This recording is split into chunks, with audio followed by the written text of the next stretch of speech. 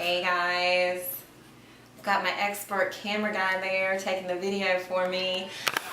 This is my curriculum vlog, and I'm gonna show you guys a little bit about what we do or what we use for homeschool, and also just a little bit about our day, because I've gotten a lot of questions about where we do our school, kind of what our school day looks like. So I'll try to go through it as quickly as possible. And I only have 15 minutes because YouTube limits us amateur people to 15 minutes. So I'm gonna have Noah come over here, and I wanted to start with, we actually have real lockers, and it's been kind of fun. So as you can see, the boys actually use the lockers. They keep all their school supplies in here. And so they're out in the hallway. I've got 3 boys in here, and then Caleb has a smaller locker in his room. So that's where we keep all of our stuff. And this is kind of our school room. It used to be a school room. It's actually our multi-purpose room. We used to do school in here all the time. We've kind of gotten to the point where the boys have kind of gotten older and they kind of felt comfortable doing their own thing, so they go where they want to go, and I'm fine with that. If we read or do history or whatever, we try to meet in here and kind of hang out. Although we do a lot of stuff on the porch, just kind of wherever. I just kind of go where they're comfortable. So, but this is originally our school room. So I keep all of my, Noah, if you can kind of show this area over here. I do have a table set up for the boys that want to sit up here, and then I keep all of my curriculum and all the extra stuff that I use in here, you know, just typical school supplies. And I've got some more cupboards on that side. I keep books in here. All the extra stuff, like I hang on to all the stuff that I've used in previous years so that I can reuse it when the kids kind of age back into it, and I keep all that in the basement because it's way too much to keep up here. So thankfully I have a basement that I can do that. So I'm going to go ahead and take you guys through our school day and then the curriculum. Alright, so a typical school day for us is kind of random. The one thing I love about homeschool is that we don't really have a strict schedule. If the kids need to sleep till 9 o'clock in the morning, they can sleep till 9 o'clock in the morning. So typically we're doing school by 9:30 at the latest, but some days it's 10, and that's okay. I'm good with that. So I usually get up, do my own thing, and then I do, for the most part, let the little kids kind of get going on their own, and then they come to me when they're ready to do the stuff that I need to help them with. We currently, we've been homeschooling for 6 years, and we currently have our 2 that are in middle school and high school. I have he'll be a sophomore this year, and then I have a 7th grader this year. I do not do their school. They have been in a program called Freedom Project Academy, which is a Common Core free program. It's a private education online. So they've been doing that mainly because I'm not comfortable teaching middle and high school. There's just a lot there that I feel like is expected, and I could do it, but I've had a lot going on with Ben and his medical stuff, and just adoption issues and all of that, and just working through that. And for me, and just for my kids, it was better for them to have a little bit more structured, strict environment, and also to just have something where I felt there was some oversight. I just didn't feel like I was at the point where I wanted to be all in on high school and middle school curriculum. So the boys are, now we've actually pulled them out of that private program, and we have put them, and if you need any information, just shoot me a DM. It's a great private school. They are now enrolled in Georgia Cyber Academy because we decided that the state of Georgia has some really great programs. Not the best school system, but at the same time I feel like I've gotten them through enough school that they have a good base, especially as far as Christian curriculum goes. I'm not too worried about them hearing about evolution or those kinds of things that I normally wouldn't be comfortable with.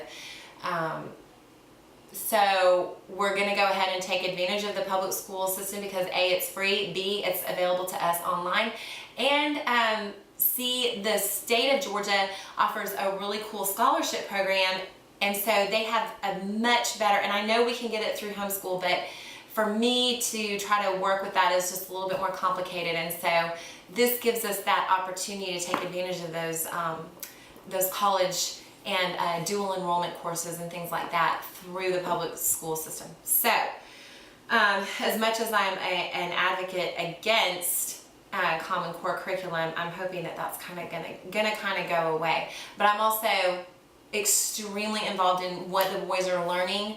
I keep track of what they're hearing, seeing, reading, especially reading. Oh my gosh, my kids have been assigned some horrible books in the past, and I did start with public school. I mean, all my girls went through public school, so I have both. I definitely have seen both sides. So before this runs out on me, I'm gonna go ahead and get into my curriculum, and I'm gonna tell you guys that curriculum is such a personal thing. And I have been through so many different programs. I've tried Bob Jones, I can't even remember everything that I've worked through. My Father's World, I didn't necessarily love just pieces. I don't like doing a whole system because I found that there would be pieces that I didn't like in each system. So I finally got to the point where I just picked and just picked the best things that I liked about different systems, and then I just kind of went with that. So I found, and I know everybody does Saxon math, and actually my homeschool or my private online school kids were doing Saxon. I actually prefer Horizons, and I let the kids throw away their workbooks, so all I have is the teacher guide left right now. But I prefer Horizons. So all my boys, elementary school aged, use the Horizons math. I just like the teacher guide better. I like the way it's laid out. So that's my go-to. It's very similar to Saxon. I think you could use either one and still get a good education. So that is across the board. I use that for anybody in elementary school. I also use, I'm going to get into my second grader. I'll kind of go through his stuff because his is a little bit different than my older kids. With my second grader, I started him from the beginning. I've done all of his school. He's never been to preschool or public school at all. So I taught him to read, which was very daunting, but we got through it. And I started out just with the Saxon Phonics for him. So this is what we did for second grade. I will not be doing phonics in third grade because he's pretty much through that stage. But that is, we also did the Before You Can Read. I can't remember the name of it. I will have to find that out and post it in my stories. But there was something that I started with him in like preschool, and I'll have to go back and get that out. Anyway, so we did the phonics for first and second grade, and then at the same time I had him doing the Explode the Code series, which is also phonics, but I like how they kind of work together, and I love this series. This is one of my favorites. And when he started at number 1, and when they get all the way through, I believe number 8 is the last book. So when they get all the way through Explode the Code series, they have what's called Beyond the Code. And so I'll probably have him work through these as well.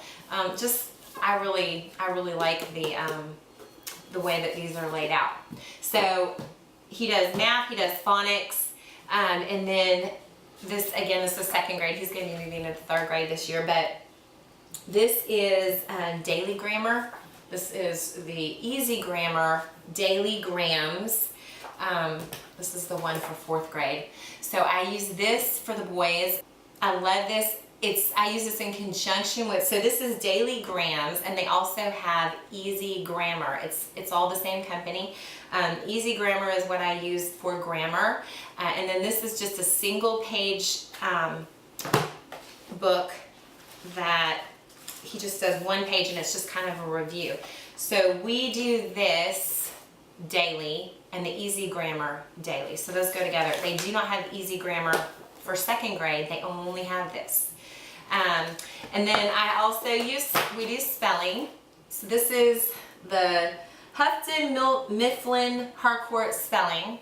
So my second grader does spelling as well. That's a little bit tougher at the beginning of the year. It gets easier as you get toward the end of the year. And then we always do handwriting. And I use, again, Horizons. So I use Horizons Math and Horizons Handwriting. And this goes into cursive. So toward the middle end of his second grade year, my second grader was completely writing in cursive. So I really like the Horizon series. My fourth grader, so that's kind of it. We do just the phonics, the math, the handwriting, and the spelling for second grade. Fourth grade, he'll be in fifth grade this year, but again, same spelling, the daily grams and the easy grammar, and then we do penmanship. Again, his is all cursive handwriting. We use the Horizons Math for fourth, fifth, sixth grade. So up until middle school, actually not sixth grade because he'll be in middle school at that point. And then for Jacob, so for Caleb, we just kind of read together, just books, and usually at night I let him do that with Dad because I have phonics time with him, so not too worried about reading with him.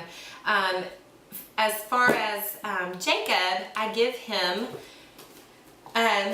these books, whatever, there's a whole bunch of them out there. You can look online and find them. And I buy the teacher guide, and then there's a student guide, which I don't have any because he's gone through them and we've gotten rid of them.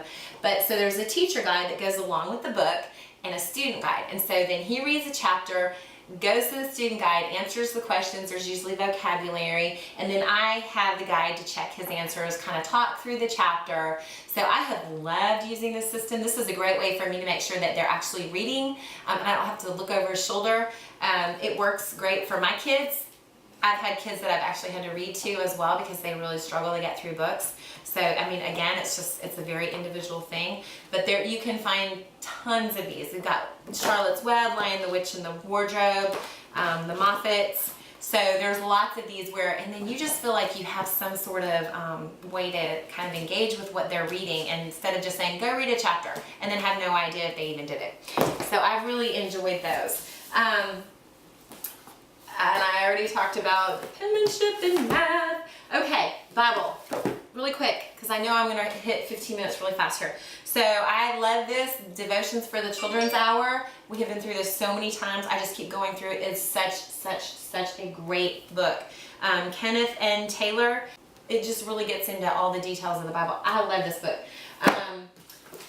And I have other Bible books. I have a ton, but I don't have them all out. So let me talk really quick about geography. I have a daily geography practice. This one is for second grade, and then I have one for fourth grade.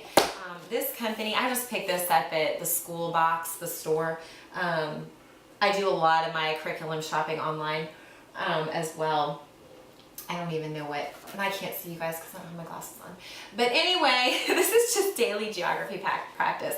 And it kind of just goes through, you know, like what's a plateau and just that kind of thing, maps, skills, stuff like that. So those have been good. I haven't really gotten into this too much, geography of the 50 states. There's a lot of stuff in there.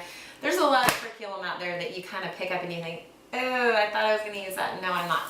So let me get into the history because I love this one. This is one of my favorite series. I absolutely adore. It's The Story of the World, and it's by Susan Wise Bauer. And there are a bunch of, I think there's 4 different books that she goes through. She starts from the very beginning of creation and goes all the way up into present times. And this is actually volume 3, Early Modern Times. So it comes with a book, and it really reads like a storybook to me. I thoroughly enjoy this because it's so easy to get through. And this is something that I can read to my second and my fourth grader. The questions that go with it, there's questions, activities, all kinds of fun workbook stuff in here. And you can kind of pick and choose what you want to do. If you want to just read, just read. It's totally up to you. So I love this series. Susan Wise Bauer, The Story of the World, fabulous. One of my favorites. Science, really quick.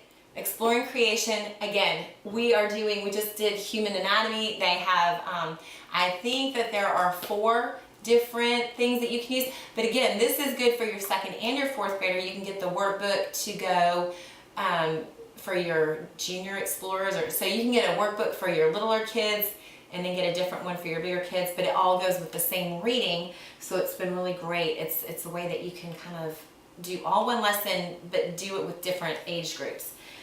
So that in a nutshell is my curriculum. Thank you guys. Have a great night.